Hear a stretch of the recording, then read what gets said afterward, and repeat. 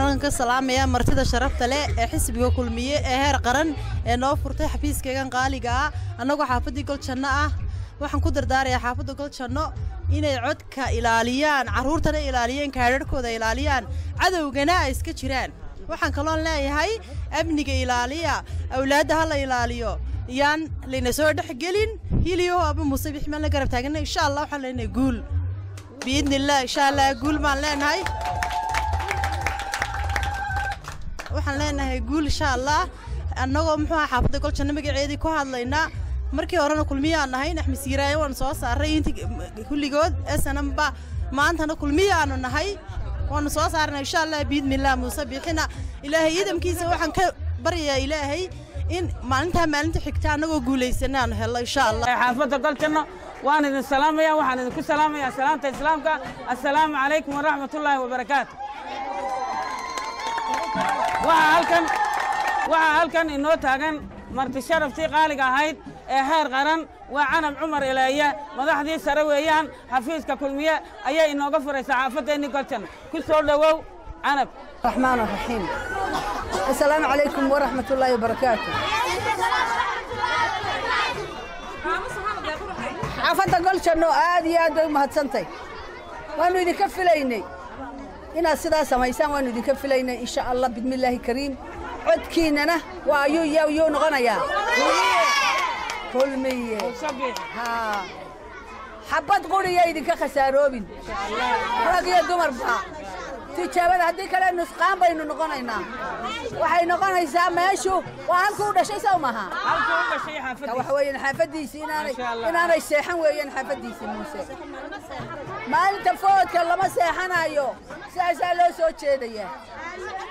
aad iyo aadna waa mahadsantii intaan soo maray laba xafiis baan soo maray labadaba way wanaagsan yihiin labadaba waa Goljanno anuguna Goljannaan ahay ballanteennuna waa kulmiye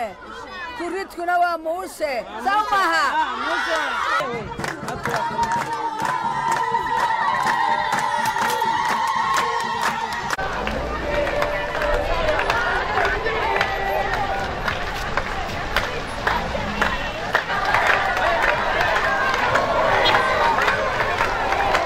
idin salaamaya waxaan ku faraxsanahay sharaxeena soo saarno inaynu halka uga hambaliyayno guul baan idin rajaynayaa iyo gobonnimo ayaan idin rajaynayaa hambaliya baan idin leeyahay musharaxeenu waayo musharaxeenu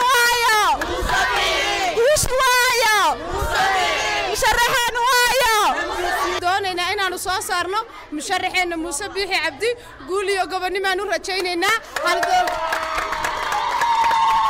Muuse ayaa iskale codka xaafadan Muuse ayaa iskale xaafadan waa xaafad kulmiye ah waligeed bay kulmiye ahayd maanta kulmiye ahaanaysaa magaceed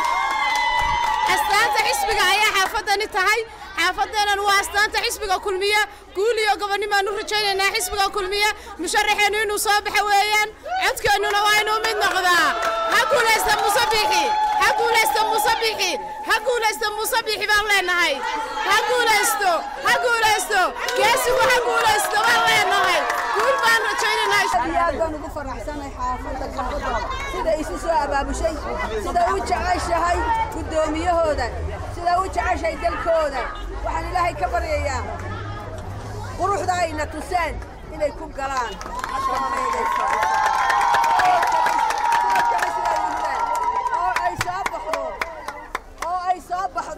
qiimahooda iyo qaayahooda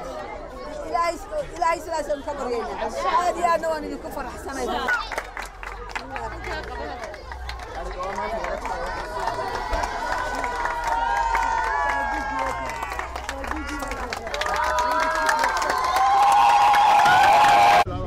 بسم الله الرحمن الرحيم السلام عليكم marka hore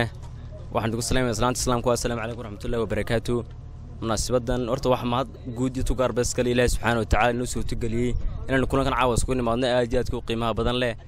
oo inoo suurtageliyeen kulankani hooyooyinkeena qaaliga ee naga socda xisbiga wax qabadka iyo horumarka ee xisbiga kulmiye inta ka soo xafladan waxaan isugu nimid annagoo dhalinyarta xaafadda godka in hooyooyinku noo garteen in guddoonsiyaan qaab sport dhalinyarta sport iyo garamaan waxa mahad aan aad iyo aad soo koobi karno horta halkan uga direynaa xisbiga kulmiye iyo waxqabadkiisa iyo maamulkii hooyooyinkaas gaarka u soo eega dhalinyarta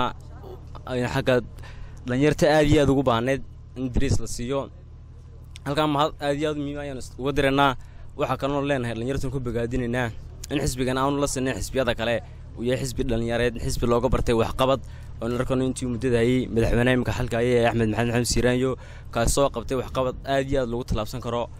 imikana aanu ku rajayno 100% inaanu codkeena hiiliyahooba la garab taagnaano mujaahidkeena oo ka duwan ragga kale la tartamaya oo aan nin aan kuwa yaryar uurkooyin ku jira xitaa uga marxaati kacayaan oo ah raggii noo suurtagay Ilaahay subxaanahu wa ta'aala ka soo koo inaan maanta ku noolaano nabadda oo aynu caawa halkaas kuga nimaadno oo ah kamid ah mujaahidintii ugu weynada SNM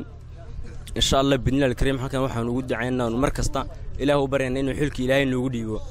waxaan doonaynaa haddii Ilaahay nala qabto waqti dhow baa inooga hadhay xilligii doorashada waxay noo hadhay maalmo kooban laba wareeg baa u hadhay xisbiga waxaan doonaynaa haddii Ilaahay nala qabto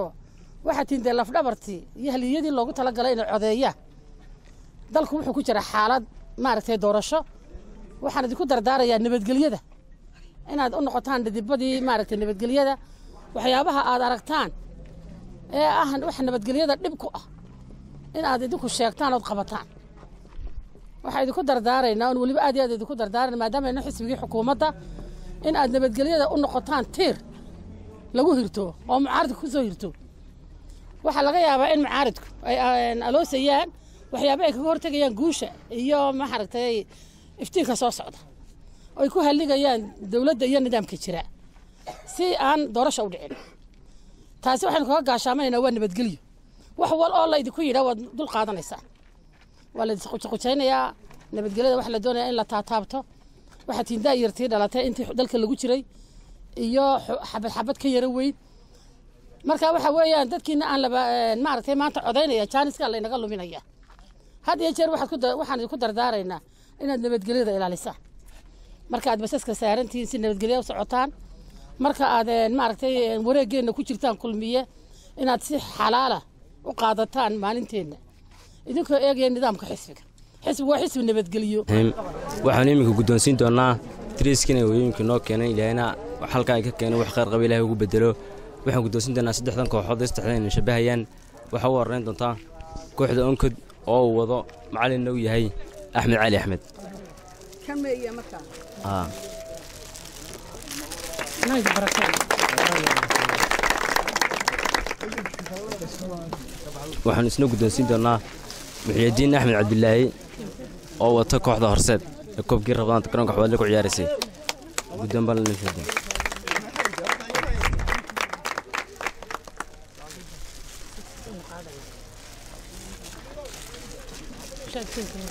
waxay noo haray